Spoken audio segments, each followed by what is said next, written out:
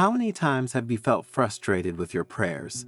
How many times have you had the impression that your pleas had fallen on deaf ears? Perhaps you have prayed for healing for a sick loved one, to find the right path in life, or simply to find inner peace. Regardless of what deity or entity you have invoked, you have likely encountered moments of doubt and uncertainty regarding the effectiveness of your prayers.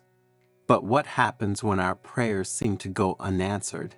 How can we deal with frustration and find deeper meaning in our act of praying?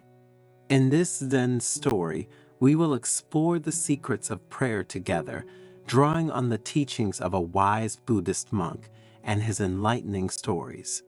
We will discover the most common mistakes we can make when we turn to the divine, and we will learn how to transform our prayer practice into a real experience of spiritual connection and inner growth.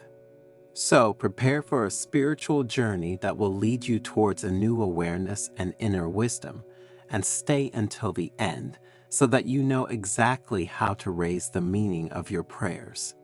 But before continuing, if you are not yet among us, subscribe to the channel and activate notifications so that you are informed when we publish new content for your spiritual growth. In an ancient Buddhist monastery located among the majestic Himalayan mountains lives an elderly monk named Hiroya, renowned for his ability to transmit wisdom to his disciples through enlightening stories and examples. Hiroya, in addition to knowing Buddhist scriptures perfectly, is a great expert and scholar of religions. For this reason, visitors to the monastery, regardless of belief, ask him for advice on the relationship with the divine. One hot summer morning, Hiroya gathered his disciples in the monastery courtyard to answer the questions he was often asked about prayer. Dear disciples, Hiroya began in a calm and reassuring voice. Today, I would like to share with you the secrets of prayer and the most common mistakes you make when practicing it. I know well that many of you, whether you are Buddhist or not, when you pray are disappointed because you have the feeling of not being listened to. This causes you a certain frustration and often distances you from a practice that should always be cultivated for its beneficial implications. Praying, in fact, beyond the religious connotations, has an important role in managing stress and anxiety. Praying helps you feel better, find yourself, meditate. When we pray, Hiroya continued, it is important to understand what we should not do. Prayer is a subtle art, and even a small mistake can hinder its effectiveness. As the disciples watched him intently, eager to learn as much as they could about the subject, Hiroya began to tell a story.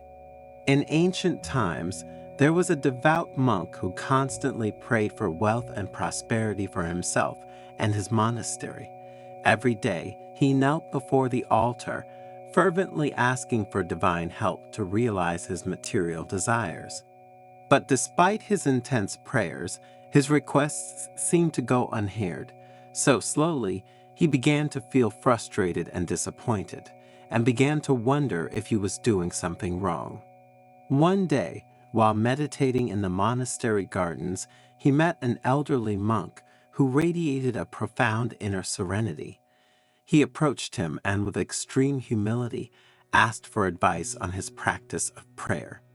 The elderly monk smiled kindly and said, "My son, your prayer is like a river rushing in the wrong direction. You must learn to direct the flow of your prayer to deeper and more meaningful waters.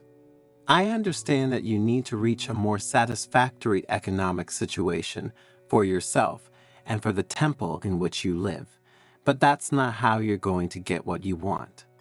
With this teaching, the young monk began to reconsider his approach to prayer, and he understood that he should no longer pray for material desires, but for wisdom, compassion, and spiritual fulfillment. Thus, as time passed, the young monk began to perceive a new depth in his prayer. He no longer sought satisfaction in earthly riches, but found his joy in service to others and in connection with the divine. And over the years, as he dedicated himself to others and worked so that the monastery had more resources, he noticed that the economic situation began to improve until it was no longer a problem. This story, Hiroya said, teaches us that prayer should not be a list of material desires, but rather an opportunity to approach God, Buddha, or any other deity with humility and gratitude, asking for wisdom and enlightenment. Another mistake that many people make, said Hiroya, is to pray superficially without really putting their heart and soul into the prayer itself. Prayer should not be a simple mechanical ritual, but rather an act of profound communion with the divine. Unfortunately, in churches or monasteries around the world, I see people busy praying as if they were reciting a litany. To make this aspect better understood, the elderly monk told another story that would open the minds of his disciples. In a remote mountainous region, there was a young monk who devoted many hours a day to the practice of prayer. However, despite his diligent devotion, his prayers seemed to lack depth and meaning. One day, while meditating in the tranquility of the surrounding forest, the young man met an elderly hermit who radiated extraordinary calm and wisdom. "How can I make my prayers more meaningful and powerful?" the young man asked the hermit. "How can I make praying make sense and bring concrete results in my life and my soul?" The hermit smiled and said, "My son, the key lies not in the amount of time spent praying, but in the quality of your devotion and the concentration with which you pray. When you pray, let your heart be filled with love and gratitude, and let every word be imbued with deep meaning. Don't worry about following the sacred books to the letter, but let your words come from the heart." Many make the mistake of thinking that certain prayers must be recited by heart and that they must be done for hours in order for them to be of benefit. But it's not like that, dear boy. Prayers must arise, first of all, from our heart and our soul, and must be linked to a meditative ritual. With this teaching, the young monk began to practice prayer with greater awareness and commitment. Every word uttered during prayer was permeated with sincerity and deep devotion. So, as time passed, he began to experience a deep connection with the divine through his prayer practice. His pleas were no longer superficial or empty, but full of life and meaning. And little by little, he noticed that that sense of emptiness he felt inside had been replaced by a great sense of inner peace and mental well-being. This story, Hiroya said, smiling and looking into the eyes of his disciples, reminds us that prayer is not just a set of words spoken aloud or recited mechanically. Prayer is an opportunity to open our hearts to the divine, whatever that may be, and to connect with the deepest core of our being. It's a way to talk to ourselves and change from within the things that are wrong in our life.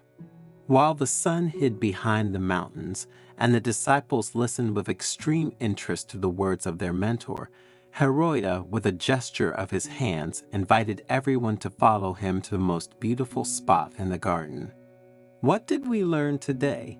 he asked rhetorically. "We have learned that prayer goes beyond simply asking for material desires and is rather an opportunity to approach the divine with humility, gratitude, and compassion. And that, to pray in the right way, we must neither remember the sacred scriptures by heart, reciting them mechanically, nor dedicate many hours to this ritual." So, what is the moral of today's lesson? That authentic prayer requires sincere effort and an open mind. We must learn to let go of attachment to our selfish desires and open ourselves to the will of the divine. And instead of incessantly demanding that we be given what we want, we should focus on seeking wisdom, compassion, and spiritual fulfillment. Only then can our prayer be transformed into a powerful tool for spiritual connection and inner growth, a tool through which we can feel better about ourselves and make things go the way we want. Dear disciples, the sincere and concrete invitation that I make to all of you is to reflect on your approach to prayer. Ask yourself whether you are praying for the right reasons and whether your prayer practice is ego-centered or universal love-centered. Additionally, find moments of silence and contemplation in your day to connect with the divine and listen to the voice of your soul and heart. And always remember that true wealth lies in the ability to love, to be compassionate, and to live every moment of your life with gratitude.